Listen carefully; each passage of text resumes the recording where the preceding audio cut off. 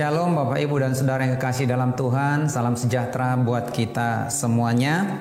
Saya berharap Bapak Ibu dalam keadaan sehat, tidak kurang satu apapun dalam perlindungan Tuhan. Sebelum kita merenungkan firman Tuhan pada saat ini, mari kita bersama-sama berdoa. Bapa di surga, kami datang kembali kepadamu pada kesempatan ini. Kami bersyukur kami ada pada saat ini semata-mata oleh karena kasih-Mu dan penyertaan-Mu. Itu sebabnya segala puji, hormat, kemuliaan bagi-Mu. Saatnya kami akan merenungkan kembali firman-Mu. Mari Roh Kudus Engkau mengurapi kami, sehingga kami dapat mengerti dan dimampukan untuk melakukannya. Dalam nama Tuhan Yesus kami berdoa. Amin. Tema pembahasan kita pada kesempatan ini adalah pertolongan Tuhan tidak pernah berkesudahan. Pembacaan kita pada saat ini diambil dari Keluaran pasal 17 ayat 1 sampai dengan ayat yang ke-16. Pasal ini dibagi dalam dua perikop. Yang pertama adalah ayat 1 sampai dengan ayat yang ke-7, yaitu peristiwa di masa dan beriba. Kemudian ayat 8 sampai dengan ayat yang ke-16, di mana bangsa Israel berperang melawan orang Amalek. Kita akan membaca firman Tuhan ini dari ayat 1 sampai yang ke-7 saja.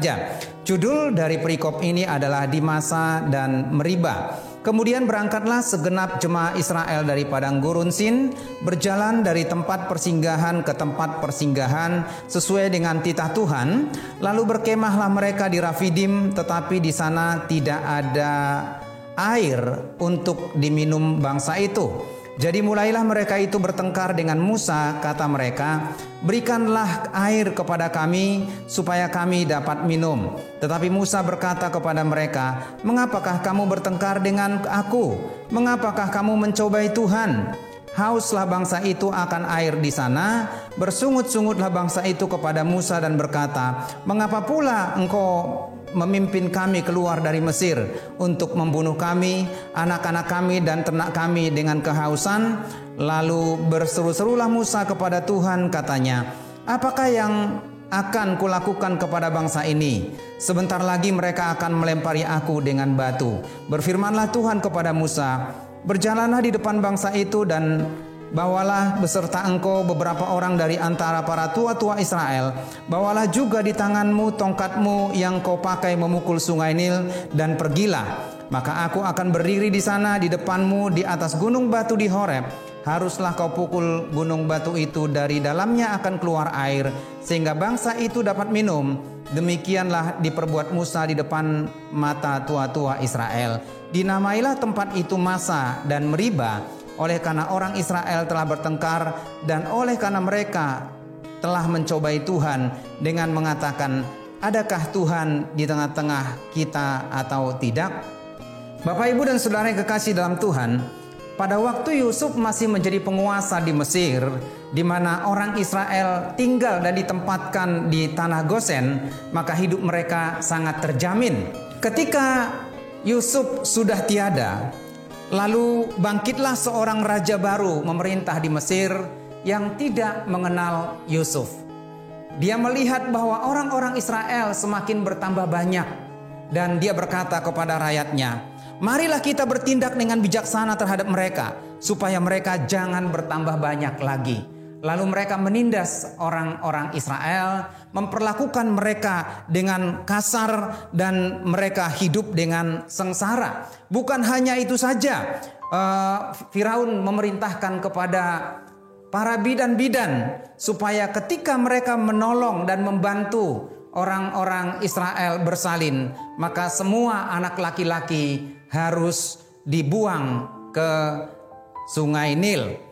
Nah, Bapak, Ibu dan Saudara yang kekasih dalam Tuhan, dalam penderitaan seperti itu, bangsa Israel berseru kepada Tuhan. Mereka menangis kepada Tuhan dan mengingat kembali perjanjian Tuhan kepada nenek moyang mereka, Abraham, Ishak, dan Yakub. Lalu kemudian Tuhan mendengarkan seruan mereka dan kemudian berbelas kasihan kepada mereka. Pada waktu itu Tuhan kemudian memanggil Musa untuk membebaskan bangsa Israel keluar dari perbudakan di Mesir menuju tanah perjanjian yang dijanjikan oleh Allah kepada mereka.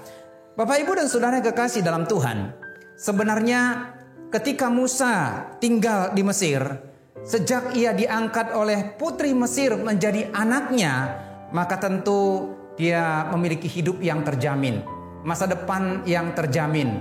Bahkan mungkin hidupnya dilimpahi dengan berbagai macam fasilitas.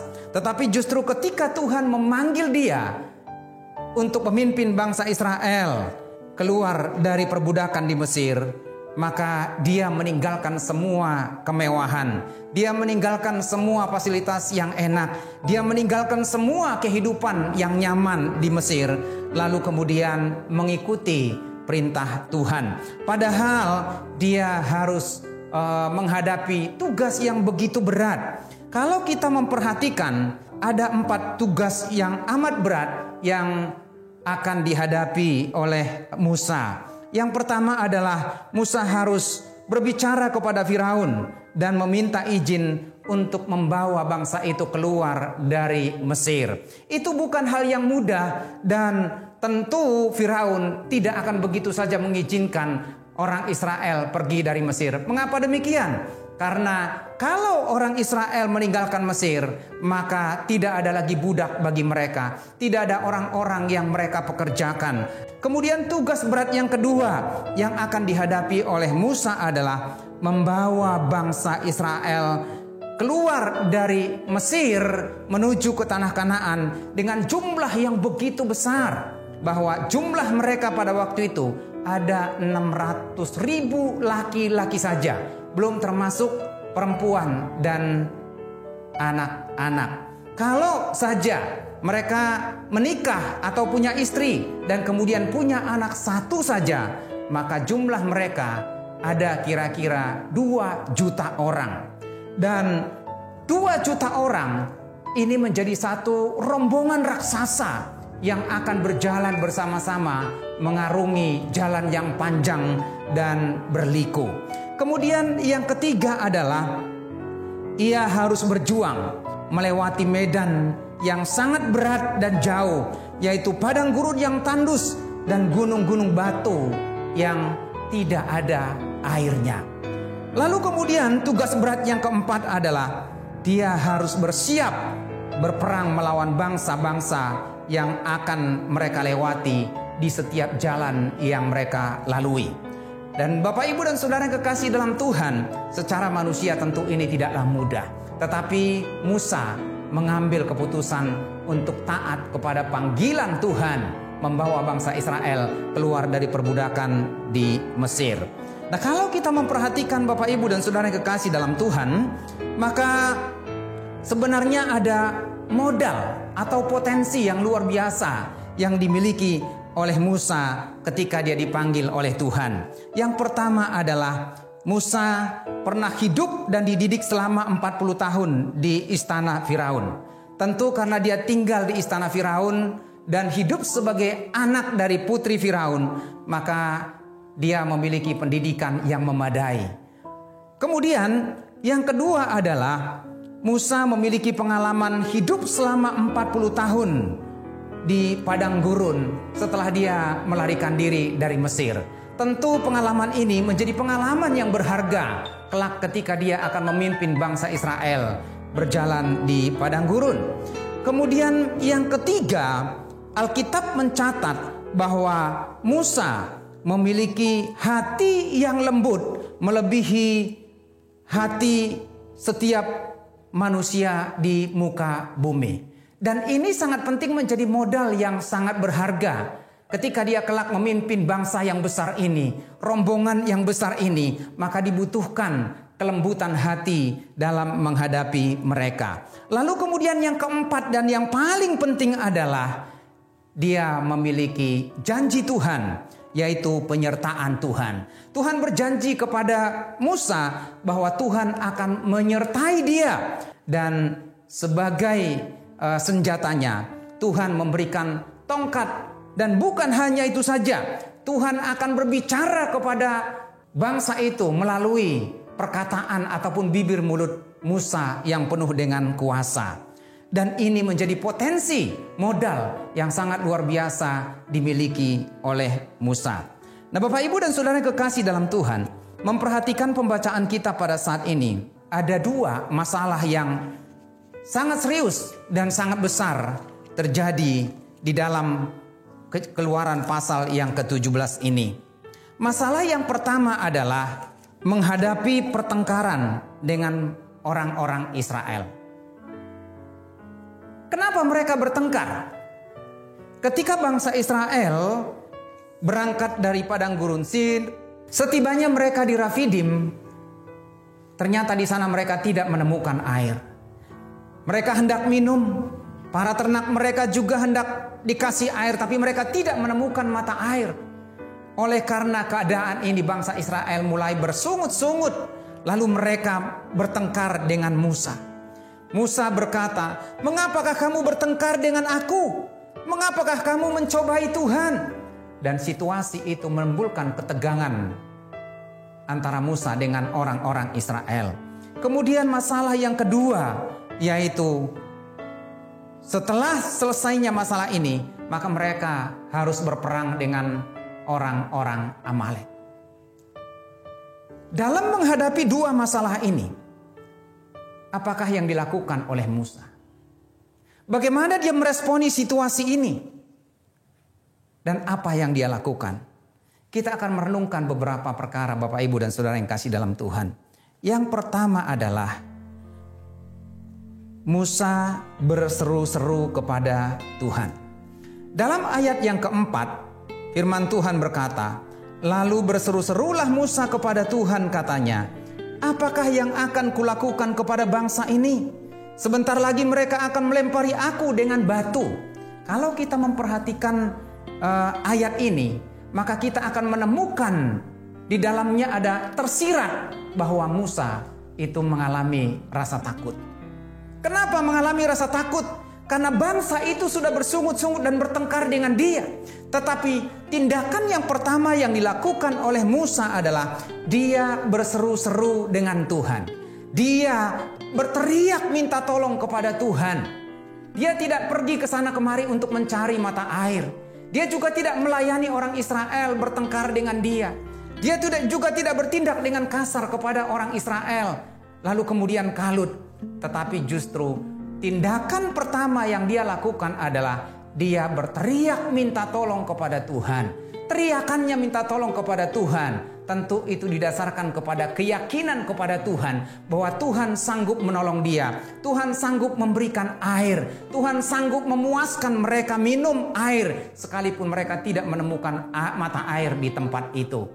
Dia menyadari bahwa dia tidak mampu melakukan itu tanpa Tuhan. Dia juga menyadari bahwa dia tidak bisa berjalan sendiri. Dia tidak bisa bekerja dengan usahanya sendiri dan kemampuannya sendiri. Dan itu sebabnya dia berseru kepada Tuhan, berteriak minta tolong kepada Tuhan.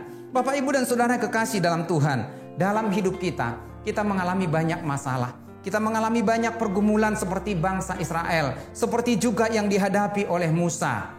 Tetapi apa yang harus kita lakukan? Yang harus kita lakukan adalah berseru-seru kepada Tuhan, berdoa kepada Tuhan, berteriak minta tolong kepada Tuhan. Karena hanya Tuhanlah yang menjadi pertolongan kita. Karena dialah Allah yang berkuasa. Tetapi sebelumnya lebih jauh kita perhatikan Bapak Ibu. Bangsa Israel bersungut-sungut dan bertengkar dengan Musa pada waktu itu. Padahal sebelum kejadian ini terjadi, mereka sudah mengalami banyak pertolongan Tuhan. Mereka sudah mengalami kuasa Tuhan. Kalau kita memperhatikan dalam pasal yang ke-13, Tuhan menuntun umatnya dengan tiang api pada waktu malam hari supaya mereka tidak kedinginan. Tuhan juga menuntun umatnya dengan hadir di tengah-tengah mereka. Menuntun mereka dengan tiang awan pada siang hari supaya mereka tidak kepanasan. Dan Tuhan menyediakan apa yang mereka butuhkan. Mereka mendapatkan manna, yaitu roti dari surga, untuk memenuhi kebutuhan mereka supaya mereka tidak kelaparan. Tetapi justru ketika mereka kekurangan air, mereka lupa bahwa Tuhan itu Tuhan yang berkuasa. Dan tetapi kita melihat di sini bagaimana Musa mengingat akan kuasa Tuhan, mengingat Allah yang mereka sembah itu adalah Allah yang sanggup melakukan apa yang tidak mungkin menjadi mungkin, dari tidak ada air menjadi ada air. Sehingga Tuhan kemudian berbicara pada waktu itu, dan Tuhan memenuhi kebutuhan mereka akan air. Yang kedua adalah Musa mengikuti perintah Tuhan. Namun tunggu dulu Bapak Ibu dan Saudara yang kekasih dalam Tuhan. Kalau kita membandingkan peristiwa ini dengan kitab Bilangan pasal yang ke-20, maka ada sesuatu yang sangat berbeda. Kalau kita membaca pasal 17 ayat 1 sampai dengan yang ke-17 ini, maka di situ dikatakan Tuhan berfirman kepada Musa supaya ia berjalan di depan bangsa itu dengan memanggil beberapa orang tua-tua Israel, lalu kemudian memukul batu sehingga batu itu mengeluarkan air dan bangsa itu bisa minum sepuasnya. Ternak mereka juga tidak kekurangan air. Tetapi kalau kita memperhatikan dalam Bilangan pasal yang ke-20, di situ dikatakan ketika bangsa itu sudah bertengkar dengan Musa, lalu kemudian Tuhan berfirman kepada Musa supaya Musa memanggil tua-tua Israel dan berjalan di depan mereka dengan membawa tongkat. Musa berbicara kepada batu itu supaya batu itu mengeluarkan air. Tetapi apa yang terjadi? Ternyata Musa memukul batu itu 2 kali, lalu batu itu mengeluarkan air. Lalu kemudian Tuhan berkata, oleh karena engkau tidak percaya dan tidak menghormati kekudusanku di depan bangsa ini, maka aku tidak akan membiarkan engkau memimpin bangsa ini memasuki tanah Kanaan.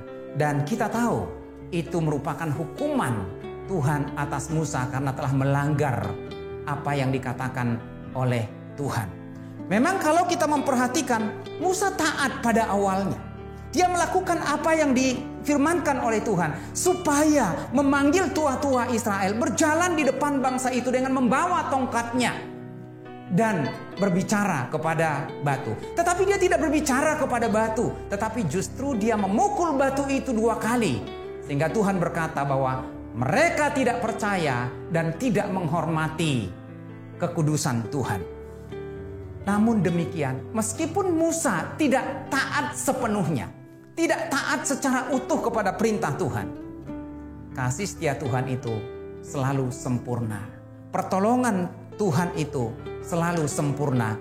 Dan Tuhan memberikan dan menyediakan air kepada bangsa itu.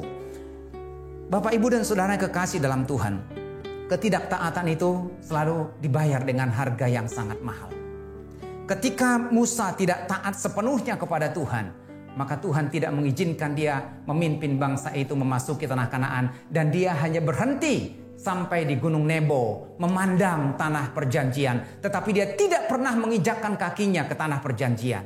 Demikian juga ketika kita mulai untuk tidak taat kepada Tuhan, maka kita akan menghadapi resiko ataupun harga dari ketidaktaatan kita. Itu sebabnya mari kita terus belajar untuk taat kepada Tuhan. Dan ketaatan yang Tuhan minta bukan ketaatan setengah-setengah. Ketika kita berdoa kepada Tuhan, berdoa dengan segenap hati. Ketika kita kebaktian di gereja, kita kebaktian dengan sungguh-sungguh. Ketika kita memberikan persembahan, kita memberikan yang terbaik. Ketika kita melayani dengan sungguh-sungguh. Ketika kita belajar taat, maka kita belajar taat kepada Tuhan sepenuhnya dan dengan segenap hati. Maka kuasa Tuhan akan dinyatakan dalam kehidupan kita. Yang ketiga adalah dukungan dari sesama. Bapak, Ibu, dan Saudara yang kekasih dalam Tuhan, ketika Tuhan sudah menolong mereka dengan memberikan air, mereka menjadi puas, ternak mereka minum sepuas-puasnya.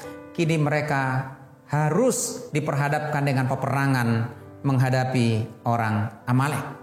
Pada waktu peperangan terjadi, Yosua itu berperang melawan orang Amalek, tetapi Musa, Harun, dan Hur naik ke gunung. Pada waktu mereka di sana, selama Musa mengangkat tangannya ke atas, maka semakin kuatlah orang Israel memerangi orang Amalek. Tetapi ketika tangannya mulai penat, tangannya mulai turun, maka orang Amalek sebaliknya semakin kuat. Melihat situasi itu, maka Harun dan Hur mengambil batu, mengangkatnya, kemudian Musa duduk di atas batu tersebut. Tidak hanya sampai di situ. Harun dan Hur kemudian memegang kedua tangan Musa supaya bisa bertahan kuat menengadah ke atas. Dan selama tangan Musa menengadah ke atas, maka semakin kuatlah orang Israel. Dan akhirnya mereka mampu menaklukkan orang Amalek. Sehebat apapun kita, sekuat apapun kita, sepintar apapun kita, satu saat pasti kita membutuhkan orang lain. Mungkin kadang-kadang kita berpikir saya sudah menjadi orang yang berpengalaman. Saya punya keahlian, saya punya kekuatan, saya punya kehebatan. Kehebatan kita, keahlian kita terbatas. Dan kita membutuhkan orang-orang di sekitar kita. Tidak selamanya kita mampu menghadapi masalah kita. Dan satu saat kita memerlukan bantuan orang lain. Itu sebabnya ketika kita masih kuat, ketika kita masih mampu, ketika kita masih memiliki banyak hal dalam kehidupan kita, kita perlu menolong orang lain. Kita perlu mendukung orang lain. Kita perlu memperhatikan orang lain. Kita perlu juga mensupport orang lain. Kita perlu bekerja sama dengan orang lain. Kita perlu membantu orang lain. Sama seperti Musa pada waktu itu. Ketika mereka berperang melawan orang Amalek, dia membutuhkan Yosua untuk maju di barisan depan. Dia juga membutuhkan Hur dan Harun untuk mengambil batu dan menopang kedua tangannya supaya tetap menengadah ke atas. Karena itu Bapak, Ibu, dan Saudara yang kekasih dalam Tuhan, di tengah-tengah situasi yang kita hadapi pada saat ini, mari kita saling memperhatikan. Mari kita saling membantu. Mari kita saling mensupport. Mari kita saling mendoakan supaya kita akan mampu melewati masalah ini dalam kekuatan pertolongan Tuhan. Kemudian yang keempat adalah bagaimana Musa menghadapi masalah ini, yaitu dengan kesabaran. Kita memperhatikan dalam ayat yang ke-12. Maka penatlah tangan Musa. Sebab itu mereka mengambil sebuah batu, diletakkannya di bawahnya, supaya ia duduk di atasnya. Harun dan Hur menopang kedua belah tangannya, seorang di sisi yang satu, seorang di sisi yang lain, sehingga tangannya tidak bergerak sampai matahari terbenam. Bapak, Ibu, dan Saudara yang kekasih dalam Tuhan, mengangkat tangan dalam waktu yang lama sangatlah sulit. Bahkan di sini dikatakan sampai matahari terbenam. 5 menit atau 10 menit saja mungkin kita sudah tidak mampu. Tetapi di sini dikatakan bahwa tangan Musa itu terus diangkat bahkan sampai matahari terbenam. Itu membutuhkan tenaga yang kuat, membutuhkan tekad yang kuat, semangat yang kuat, komitmen yang tinggi, bahkan kesabaran yang panjang. Bagaimana tidak? Sejak peperangan dimulai, tangannya terus terangkat ke atas. Kalau orang tidak memiliki kesabaran dalam menghadapi situasi ini, tentu dia akan lari. Dia akan kalah. Dia akan menggerutu. Dia akan mungkin mencari kambing hitam. Mungkin menyalahkan orang-orang di sekitarnya. Mungkin menyalahkan Harun, menyalahkan Hur, atau bahkan mungkin menyalahkan Tuhan. Tetapi Musa tidak menyalahkan siapapun. Dengan sabar, dia terus mengangkat tangannya. Dia mampu bertahan. Dalam situasi tangannya sudah mulai penat. Tanpa dia komando, Harun dan Hur membantu dia. Dan mereka menghadapi masalah ini dengan kesabaran yang luar biasa. Mereka mengatasi masalah ini dengan kekuatan yang luar biasa. Bapak, Ibu, dan Saudara yang kekasih dalam Tuhan, secara manusia, saya percaya Yosua ingin cepat peperangan itu dimenangkan. Apalagi Musa yang mengangkat tangan dengan waktu yang begitu panjang. Pasti dia menginginkan peperangan itu cepat selesai dan mereka menang. Semua mereka menginginkan supaya memenangkan peperangan ini dengan waktu singkat. Tetapi justru Tuhan punya cara lain, rencana yang lain, dan kehendak yang lain. Sehingga Tuhan mengizinkan waktu yang lama mereka berperang menghadapi Amalek. Tetapi walaupun dalam waktu yang lama, mereka tetap kuat dan tangguh dengan penuh kesabaran menghadapi masalah ini. Mungkin ketika kita menghadapi masalah, kita menghendaki, kita berdoa supaya masalah ini cepat berlalu, supaya pergumulan kita cepat diselesaikan oleh Tuhan, supaya sakit penyakit ini bisa cepat sembuh. Tetapi Tuhan punya kedaulatan di situ. Tuhan tidak pernah terlambat. Waktu Tuhan adalah waktu yang terbaik, karena Dia tahu waktu yang tepat, cara yang tepat untuk menolong umatnya. Dan ketika mereka dengan kesabaran melakukan tugas mereka, maka Tuhan bekerja. Kasih-Nya, pertolongannya sempurna dan tidak pernah terlambat. Barangkali pada saat ini kita sedang menantikan pertolongan Tuhan. Kita sedang berseru kepada Tuhan. Kita sedang menantikan kemurahan Tuhan. Kita sedang mengalami beban yang berat. Kita sedang mengalami penyakit. Kita harus tetap dengan sabar, bertekun, berdoa, melakukan firman Tuhan. Maka pertolongan Tuhan itu tersedia buat kita. Dan pertolongan Tuhan tidak akan pernah terlambat dan tidak berkesudahan. Sama halnya situasi yang kita hadapi pada saat ini. Mungkin kita sudah capek menunggu. Kita mungkin sudah mulai letih, bosan di rumah. Tetapi mari kita memupuk kesabaran kita dengan keyakinan iman dan percaya kepada Tuhan. Bahwa Tuhan akan menolong kita tepat pada waktunya. Tuhan akan bertindak tepat pada waktunya dengan cara yang kita tidak duga. Karena kita percaya bahwa pertolongan Tuhan sempurna atas kita dan pertolongannya tidak akan pernah berkesudahan. Mari kita berdoa. Tuhan, kami bersyukur kembali kepadamu pada kesempatan ini. Kami boleh belajar kembali dari kehidupan Musa dan bangsa Israel. Ketika mereka diperhadapkan dengan kekurangan, masalah, bahkan musuh-musuh di sekitar mereka. Musa belajar untuk terus percaya kepadamu dan berseru-seru kepadamu, berteriak minta tolong, karena dia percaya bahwa hanya Engkau yang menjadi pertolongan bagi mereka. Bahkan mereka belajar untuk mengikuti setiap perintah Tuhan, belajar untuk taat, walaupun ketaatan Musa tidak seutuhnya sebagaimana yang Tuhan kehendaki. Sehingga ketidaktaatan Musa harus dibayar dengan mahal, di mana dia tidak diizinkan untuk memimpin bangsa itu memasuki tanah Kanaan. Tetapi sekalipun mereka tidak taat secara sempurna, pertolongan-Mu selalu sempurna adanya buat mereka. Bahkan ketika mereka mengalami masalah dan pergumulan itu, mereka saling bahu-membahu, mereka saling support, mereka saling membantu, mereka saling menolong. Sehingga pertolongan Tuhan nyata di tengah-tengah mereka. Bukan hanya itu saja, di tengah-tengah peperangan yang panjang, mereka memupuk kesabaran sampai akhir.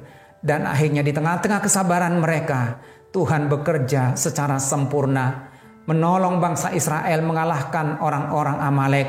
Dan ketika matahari terbenam, kemenangan itu mereka raih oleh karena Tuhan beserta dengan mereka, oleh karena Tuhan menolong mereka. Terima kasih Tuhan, mampukan kami tetap percaya kepadamu dan terus berseru kepada Tuhan, berharap kepada Tuhan. Bahkan di tengah-tengah pergumulan yang kami hadapi, kami akan terus saling membantu, kami akan terus saling menopang, bekerja sama satu dengan yang lain, sehingga kami akan mampu menghadapinya. Dan kami akan terus bersabar, berdoa menanti-nantikan pertolongan Tuhan, karena Tuhanlah satu-satunya yang menjadi pertolongan kami. Mungkin ada dari antara anak-anak-Mu Tuhan pada saat ini mengalami pergumulan, beban yang berat. Kuatkan dan teguhkan mereka Tuhan. Berikan iman kepada mereka supaya mereka tetap percaya bahwa Engkaulah yang menjadi pertolongan bagi mereka. Engkaulah yang menjadi pengharapan, dan pertolongan-Mu tidak akan pernah berkesudahan dalam kehidupan kami. Terima kasih Tuhan. Dalam nama Tuhan Yesus kami berdoa. Amin.